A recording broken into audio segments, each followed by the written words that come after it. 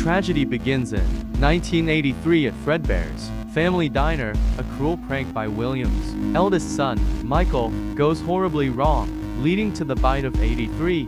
William watches as his youngest son's head is crushed by Fredbear, an animatronic he helped build. This loss shatters William's mind, driven by a mix of grief and jealous rage toward his business partner, Henry. Emily. William commits his first murder. He kills Henry's daughter, Charlotte, outside the diner. Her soul possesses the puppet, becoming the first spirit trapped by William's shadow. This success confirms his theories on possession, and his curiosity turns into a predatory hunger for more subjects. To further his experiments, William founds Afton Robotics and creates the Funtime animatronics, machines built with internal storage tanks specifically designed to capture children. But his brilliance backfires. Despite his strict warnings, his daughter Elizabeth gets too close to Circus Baby and is killed instantly, her soul becoming one with the machine, shuttering the facility and moving his experiments to a massive underground bunker. Now having lost the children to his own creations, William's depravity peaks at Freddy Fazbear's Pizza. Donning the Spring Bonnie suit, he uses his knowledge of the restaurant's layout to lure and murder 5 children: Gabriel, Jeremy, Susie, Fritz, and Cassidy. Guided by the puppet, these souls possess the restaurant's main animatronics. William watches them from the shadows for years, studying their supernatural patterns in the mechanical life brought forth by their agony. In the late 1980s, William's influence spreads to the new Freddy Fazbear location, where he tampers with the facial recognition systems of the toy animatronics, causing them to become aggressive.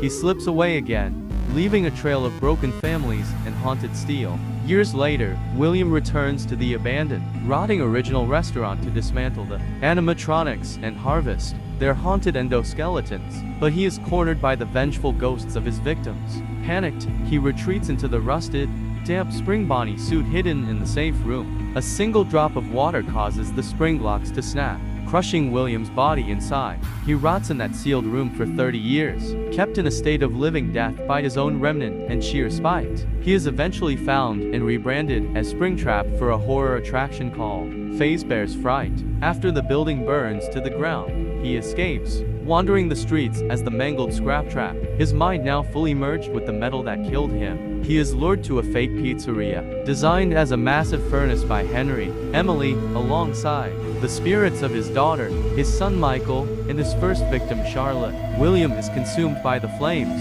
William Afton remains the monster that refuses to stay dead, the man who truly always comes back. The speech Henry speaks will play. Now don't forget to like and sub. Connection terminated. I'm sorry to interrupt you, Elizabeth, if you still even remember that name.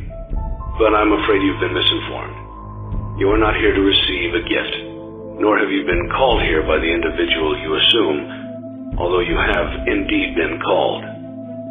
You have all been called here, into a labyrinth of sounds and smells, misdirection and misfortune. A labyrinth with no exit, a maze with no prize. You don't even realize that you are trapped. Your lust for blood has driven you in endless circles, chasing the cries of children in some unseen chamber, always seeming so near, yet somehow out of reach. But you will never find them. None of you will. This is where your story ends.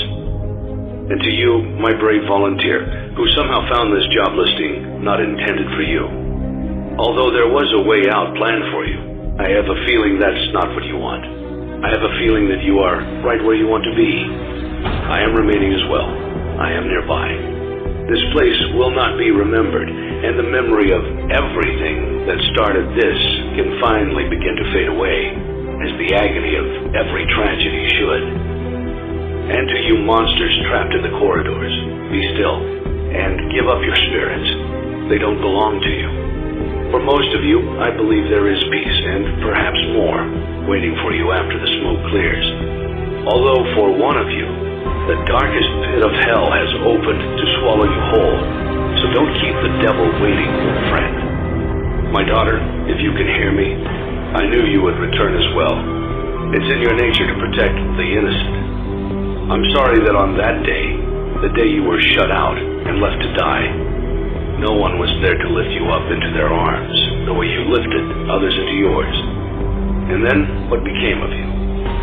I should have known you wouldn't be content to disappear. not my daughter. I couldn't save you then, so let me save you now. It's time to rest, for you, and for those you have carried in your arms. This ends, for all of us, in communication.